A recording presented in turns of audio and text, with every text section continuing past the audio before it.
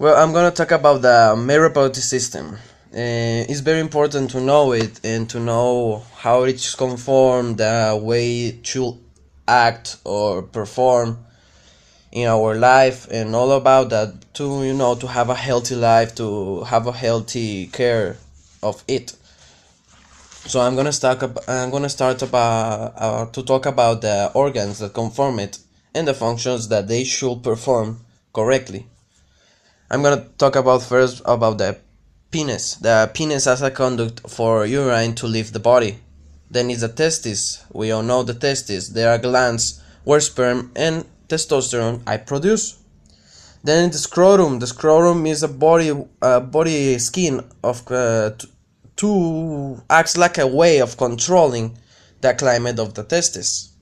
The bos deferens. The bos deferens is that conduct that we know in the end of the penis that transports mature sperm to the urethra. The bulbourethral gland is the one in charge of producing a clear slippery fluid, and it serves to lubricate the urethra to neutralize any acidity.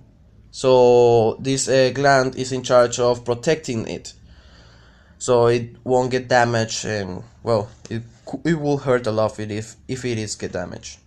Then is the urethra. The urethra we mentioned before. This is the one that has an additional function of ejaculating semen when the man reaches orgasm, or it also is used when we go to urine and that. Then is the prostate gland.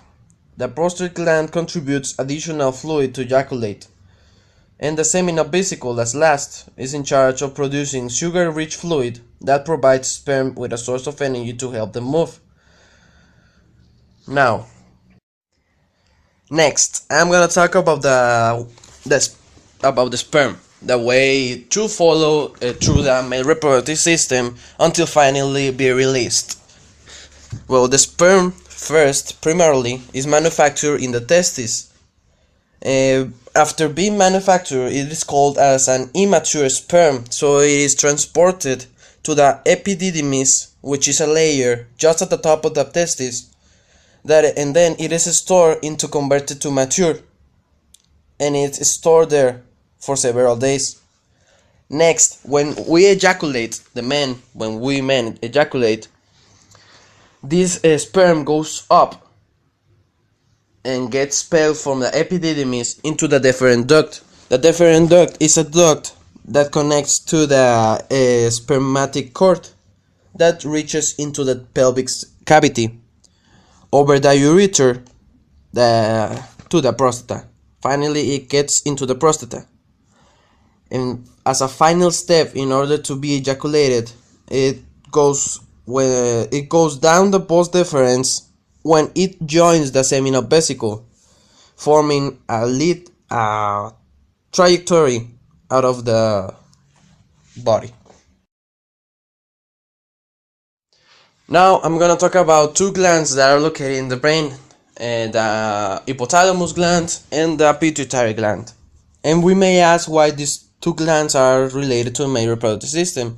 So well, here it goes. The hypothalamus gland controls the function of the testes with a hormone called gonadotropin.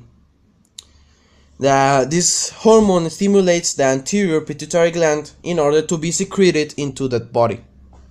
The gonadotropin hormone is conformed by other two hormones that are called follicle stimulating hormone and the luteinizing hormone.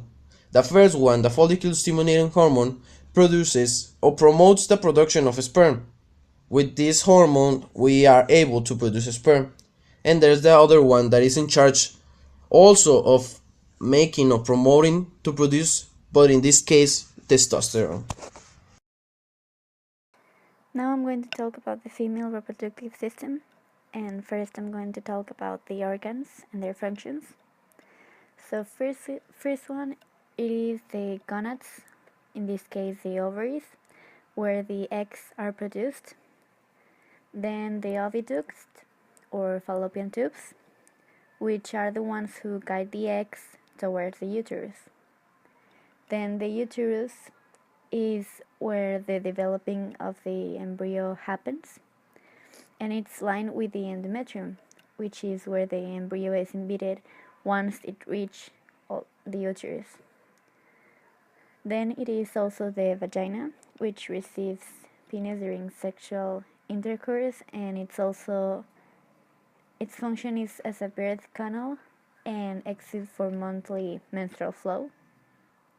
The external female genitals are the vulva, which is composed by the labia majora and the labia minora, the grand clitoris, and lastly the cleft with the openings of the urethra and the vagina.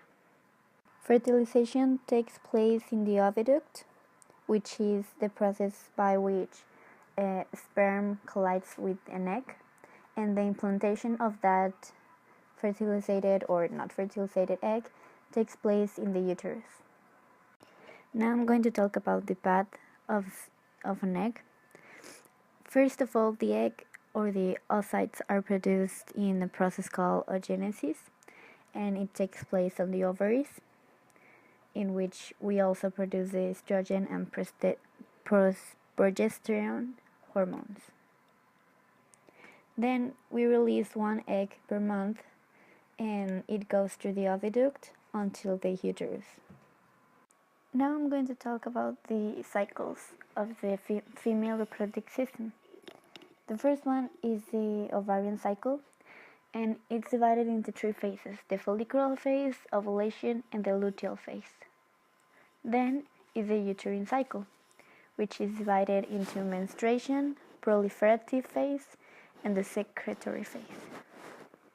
These both cycles last only about a month, both of them, and the first one, the ovarian cycle, are the events that occur during and after the maturation of an egg. As a consequence of the hormones that the ovarian cycle produces, the uterine cycle is possible because these are the changes of the endometrium to prepare it for the arrival of the already fertilized egg. Now I'm going to talk about the importance of the pituitary gland and the hypothalamus gland. First of all, they secrete hormones for controlling the cycles that we already talked about. One of the hormones that is produced is the GnRH, or gonadotropin releasing hormone, and it controls the cycles by stimulating FSH, follicle stimulating hormone, and LH, luteinizing hormone, that are produced from the anterior pituitary gland. Now that we know more information about the female and male reproductive system, we can talk about the birth control and the prevention of STDs.